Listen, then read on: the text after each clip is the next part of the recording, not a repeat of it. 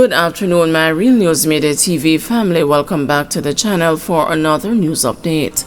And in the news this afternoon, Katie Knight alleges incompetence in death probe of Jason Neal. King's Counsel Katie Knight is alleging incompetence as a factor in the probe of circumstances surrounding the death of Mandeville businessman Jason Neal, 33. The veteran attorney, who is representing Neal's father, was responding to an autopsy report presented in the court on Thursday at the coroner's inquest into the death of the Mandeville businessman in 2018.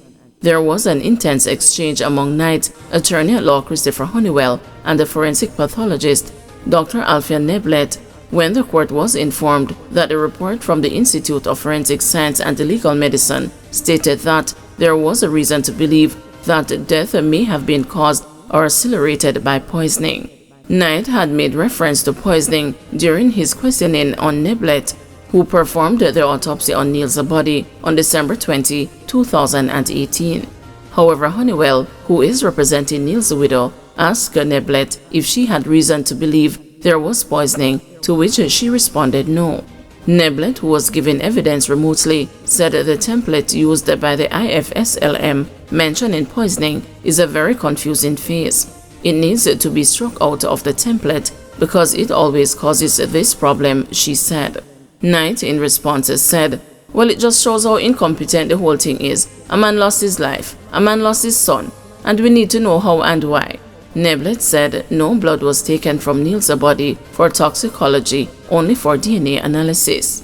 Earlier, Neblett told the court that she performed the autopsy at Archer's funeral home and determined that the cause of death was attributed to a gunshot wound to the head. Neblett said there was a perforating gunshot wound to the right side of the head. She explained that the entrance wound was located on the right temple and there was a muzzle imprint around the entrance wound, as well as a soot or gunpowder in the wound tracts.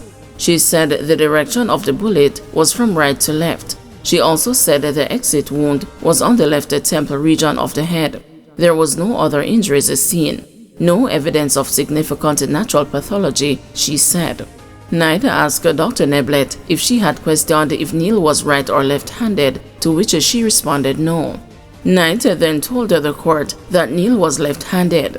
Honeywell, in pointing to a section of the autopsy report which said that Neal possibly had a depression for approximately 5 years, sought clarity regarding the statement. Knight then asked her if she is a psychiatrist, to which she responded no, and explained that the investigating officer had mentioned the possibility of mental depression to her. Neal, a proprietor in Neal Auto on Ward Avenue in Mandeville, was found dead in the bathroom of his house on Julie Drive in the upscale community of Ingleside. Police reported that on December 4, 2018, about 7 a.m., Neal's then pregnant wife heard an explosion, and when she went to investigate, he was allegedly seen on the floor with his licensed firearm beside him. He was pronounced dead at hospital. The clerk of the court reiterated on Thursday that the CD containing photographs from the scene was not received from the police's scene of crimes unit as it was not located. Knight said he was handicapped because of the absence of the photographs. Deputy Superintendent of Police Miguel Bernard, a ballistic expert, also presented evidence to the court. He concluded that the bullet was fired from Neal's Glock pistol. The inquest is set to continue on November 7. Bystander shot during robbery in Spanish Town.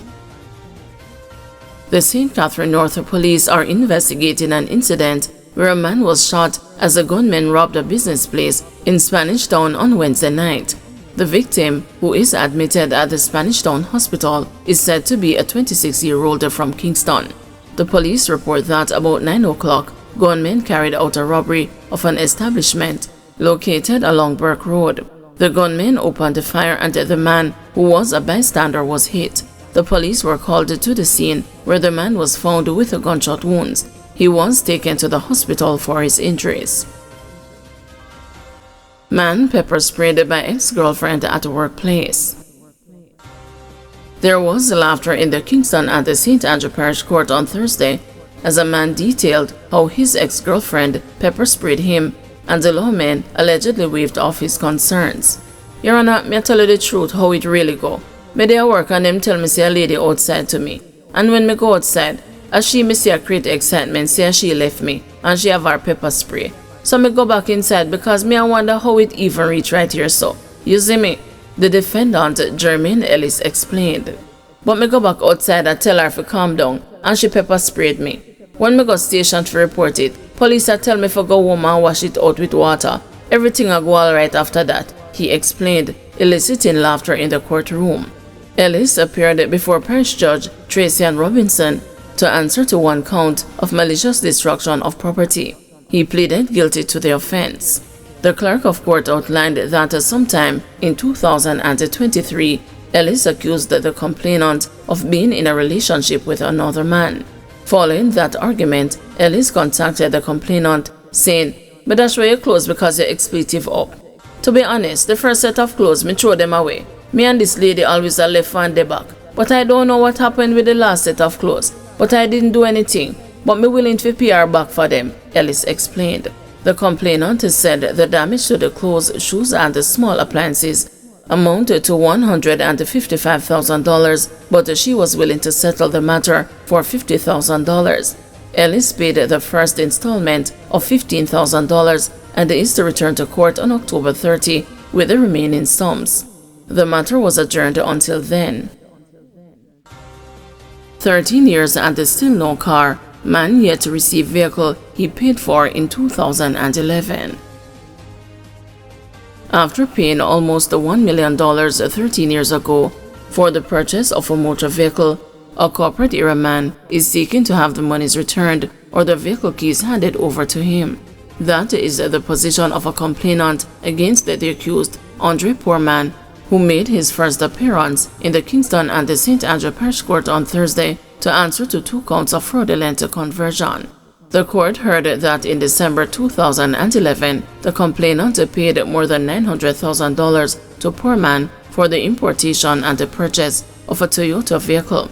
Further allegations are that the complainant migrated but still kept in contact with the Poorman, seeking updates on the purchase. However, to date, neither the monies nor the vehicle have been handed over to the complainant.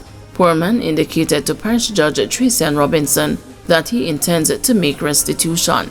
It would be premature to say, Poorman responded when Robinson quizzed him about how much money will be available for restitution at the next court hearing. About $1 million, he said further, noting that it is to be shared between 4 complainants. Poorman, who has no legal representation, was remanded in custody until November 15. He was made the subject of a fingerprint order. Defendant allegedly threatens crown witness. A corporate era woman said that she is in fear of her life as she was threatened just mere hours after leaving court in September. When you hear anybody in Jamaica say them a go pay somebody to kill you, them a go do it. Jamaica is a contract killing country, the witness stressed. Well, they did the right thing to report it to the police. Presiding Judge Tracy Robinson told the distressed woman. The defendant, Krishan Chin, appeared before the Kingston and the St. Andrew Parish Court on Thursday on a charge of threatening a crown witness. The court heard that on September 26 at 4:30 p.m., Chin and the complainant bumped into each other while walking along Barry Street in downtown Kingston. They had just left court as Chin is charged with unlawful wounding and assault occasioning actual bodily harm. Upon seeing the complainant, Chin allegedly said, "If you think me could give you $350,000, me rather jump the border and pay a man to kill you." The clerk of court explained that the complainant was seeking to be compensated in the aforementioned sum for the injuries she sustained during the altercation with Chin. When the matter was mentioned on Thursday, Chin tried to get the attention of the judge, but she declined his request. "I won't have you say anything and you don't have a lawyer here," Robinson said. The matter was adjourned until December 3 to allow Chin to settle his legal representation. He was remanded in custody until then. Guys, thank you for watching. See you this evening at 6 p.m. for another news update.